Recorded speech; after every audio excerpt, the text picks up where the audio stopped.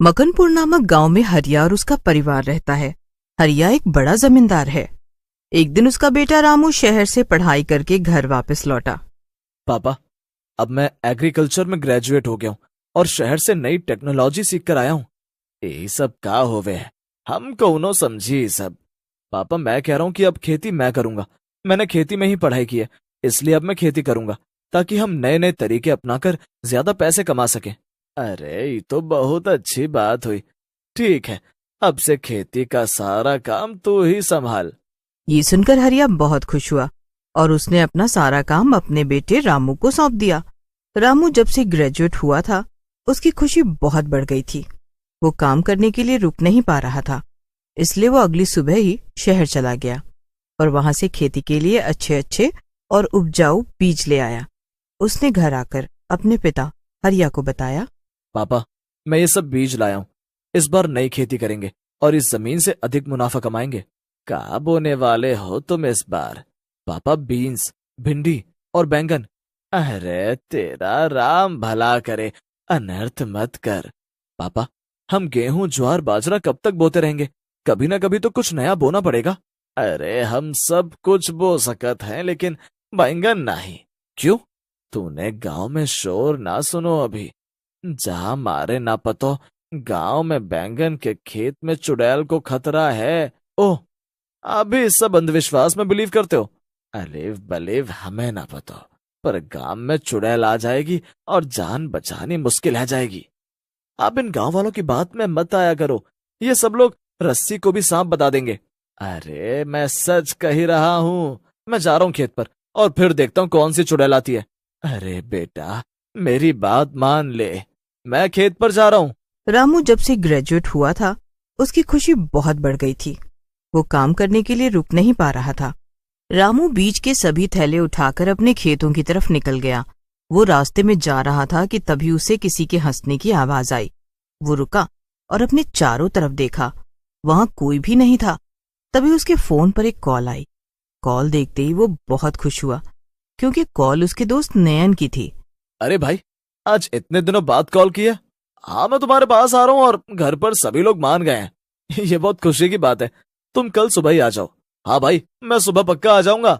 रामू बात कर रहा था कि उसको एहसास हुआ कि उसके पीछे कोई है। उसने जल्दी से पीछे मुड़कर देखा, लेकिन वहां कोई नहीं था। हेलो हेलो, अरे आवाज नहीं आ रही। हाँ हाँ, नहीं नहीं नहीं। अरे क्या हुआ, कैसे पागल हो गए हो? अरे कुछ नहीं भाई, तुम आ जाना सुबह, दोनों भाई मिलकर खेती करेंगे। हाँ ठीक है, मैं आता हूँ। नयन ने फोन काट दिया, लेकिन रामू बहुत हैरान था, क्योंकि उसके होश उड़े हुए थे। वो खेत की तरफ चला जा रहा था, लेकिन बार बार पीछे मुड़कर देख रहा था। रामू खेत पर पहुंच गया और काम करने लगा। अगली सुबह नयन भी मकनपुर गांव में आ गया। रामू बस स्टैंड पर उसे लेने गया। उस तरफ से दोनों पैदल आ रहे थे कि तभी नयन बोला, आज मेरे लिए क्या बनवाने वाले हो? जो तुम बोलोगे वही बना लेंगे। मैं अपनी फेवरेट चीज साथ लाया हूँ। क्या लाए हो? अरे वही जो मैं बहुत ज्यादा खाता हूँ। अच्छा, बैंगन। ओए धीरे बोल, नहीं तो चुड़ैल आ जाएगी। चुड़ैल और हमारे पास। दोनों हंसते हुए अपने घर की तरफ पैदल चले जा रहे थे। तभी नयन का बैग बहुत भारी होने लगा। क्या हुआ? बात करते करते चुप कैसे हो गए? अब पता नहीं, ये बैग मुझसे अब उठाया नहीं जा रहा है। अरे तो लाओ, मैं उठा लेता हूँ। अरे नहीं, ये बहुत भारी हो गया है। अबे ऐसा क्या भरकर लाया इसमें जो इतना वजन है? पता नहीं क्यों अभी वजन ज्यादा लग रहा है। इसमें सिर्फ कपड़े और बैंगन है। बैंगन इस गांव में? क्यों भाई, इस गांव में बैंगन लाने पर टैक्स लगेगा क्या? मुझे तो नहीं पता कि किसान सच है और कितना झूठ, लेकिन इस गांव में चुड़ैल इतना पढ़ लिख कर भी कैसे बात कर रहा है तू? मानता तो मैं भी नहीं हूं। अच्छा एक काम करते हैं, बैग से बैंगन बाहर निकाल कर देखते हैं। देख, मुझे बहुत पसंद है बैंगन, लेकिन तेरे कहने से निकाल रहा हूं। नयन बैग से जैसे ही बैंगन बाहर निकालता है, उसको बहुत आश्चर्य होता है, क्योंकि उसके बैग से वजन कम हो गया था। यार अब तो मुझे भी डाउट हो रहा है, इतने से बैंगन में इतना वजन था, अब ये यहां निकाल दिए, अब मैं क्या खाऊंगा? अब जल्दी से घर चलते हैं। तू चिंता मत कर, मैं तेरे लिए बैंगन का पूरा खेत बोने वाला हूँ। दोनों हंसते हुए घर चले गए। अगली सुबह सब सो ही रहे थे। गांव में शोर मचा। रामू और नयन भी बाहर भागकर जाते हैं, जहां गांव के बीच में बनी चौपाल पर सभी लोग इकट्ठा हो गए थे। रामू का पिता हरिया भी वहां मौजूद था। क्या हुआ भाई, कैसे अफरा तफरी मची हुई है, क्या हुआ? अरे सोहन से बहुत बार मना किया था कि खेत में बैंगन ना बोए, लेकिन उसने किसी की बात नहीं मानी और आज रात में चुड़ैल ने उसे बैंगन के खेत में ही मार दिया। क्या? अब सोहन हमारे बीच नहीं है? हाँ भैया, सोहन हमें छोड़कर चला गया। ये सुनकर सभी बहुत दुखी हुए। रामू और नयन ने भी एक दूसरे की तरफ देखा। बैंगन के खेत में चुड़ैल के होने पर सभी लोगों ने चर्चा की, लेकिन उसका समाधान किसी के पास नहीं था। इसीलिए सभी अपने अपने घरों की तरफ लौट गए। घर जाकर नयन ने रामू से कहा, रामू, तू पक्का श्योर है ना कि हम बैंगन की खेती करेंगे? हम अपनी पढ़ाई लिखाई को ऐसे ही बेकार नहीं जाने देंगे। हमने ज्यादा से ज्यादा रिसर्च बैंगन की खेती पर की है, फिर इसे कैसे छोड़ सकते हैं? वो सब तो ठीक है भाई, लेकिन यहाँ जान जाने की संभावना है। अरे ऐसा कुछ नहीं होता है, यहाँ सब लोग ऐसे ही अफवाह फैलाते हैं, लोगों में अंधविश्वास बैठ गया है।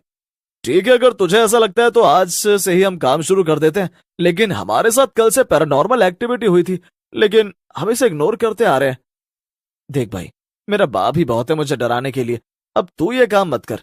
मुझे अच्छी खेती करके अच्छा मुनाफा कमाना है और अमीर बनना है। ठीक है भाई, फिर आज से शुरू करते हैं। रामू और नयन दोनों बैंगन की खेती का सारा सामान उठाकर खेत की तरफ चल देते हैं और खेती शुरू कर देते हैं। कुछ दिन ऐसे ही बीत जाते हैं और उन्हें चुड़ैल की तरफ से कोई भी समस्या नहीं होती। रात को दोनों घर चले गए। रामू और नयन अपनी फसल को बाजार में बेचने के लिए बेहद उत्साहित थे, जिसकी वजह से वो दोनों सुबह सुबह उठकर ही खेत पर चले गए। लेकिन वहां जाकर देखा तो उनके होश उड़ गए, क्योंकि खेत से आधे बैंगन गायब थे। रामू सिर पकड़कर नीचे बैठ गया। जब मैं बैंगन बोना चाहता था, पूरे गांव ने हल्ला मचाया, और जब फसल आ गई तो सबको लालच आ गया और चोरी कर ली। हाँ यार, अब किसी को चुड़ैल से भी डर नहीं लगा। क्या हुआ बच्चों, सुबह सुबह यहाँ? ये उस चुड़ैल की वजह से हुआ है। रात में वही यहाँ आई होगी। पापा फिर से अब उसकी बात करने लगे, जो है ही नहीं। यहाँ चुड़ैल नहीं है, सभी गांव वालों का भ्रम है। ठीक है, अगर तुमको मेरी बात नहीं माननी तो मैं कर भी क्या सकता हूँ। खेत से सारे बैंगन चोरी हुए और यहाँ चुड़ैल नहीं आई थी। नयन, आज हम दोनों रात में खेत पर ही सोएंगे, फिर देखते हैं कि कौन आता है। ठीक है भाई, मैं तो तेरे साथ ही हूँ। रामू और नयन पूरे दिन खेत पर रहते हैं और फिर रात को भी वहीं रुक गए। वो एक पेड़ के नीचे खड़े होकर देख रहे थे। तभी दोनों की नजर सामने एक बहुत डरावनी चुड़ैल पर पड़ी। दोनों कांपने लगे। चुड़ैल बहुत खुशी से बैंगन तोड़ तोड़ कर खा रही थी। वो जोर से चीखती, चिल्लाती और फिर खुश हो जाती। ताजा ताजा बैंगन, कितने अच्छे लग रहे हैं। मैं इस खेत के सारे बैंगन खा जाऊंगी और किसी को नहीं दूंगी। हाँ, मुझे लगता है कि हमें यहाँ से भाग जाना चाहिए। अरे हम कैसे भागेंगे अगर वो पीछे? नयन ने बोला ही था कि चुड़ैल सच में दोनों के पीछे आकर खड़ी हो गई। इसका मतलब मेरे अलावा यहाँ तुम भी हो और मेरे सभी बैंगनों पर नजर गड़ाए बैठे हो। लेकिन मैं किसी को नहीं खाने दूंगी, किसी को भी नहीं। जिसने मेरे बैंगनों पर हाथ लगाया, मैं उसे खा जाऊंगी, उसका खून पी जाऊंगी। चुड़ैल अपनी डरावनी हंसी हंसने लगी। रामू और नयन वहां से जान बचाकर भागे। अपने से बड़ों की बात माननी चाहिए, क्योंकि वो कोई भी बात अपने अनुभव से कहते हैं।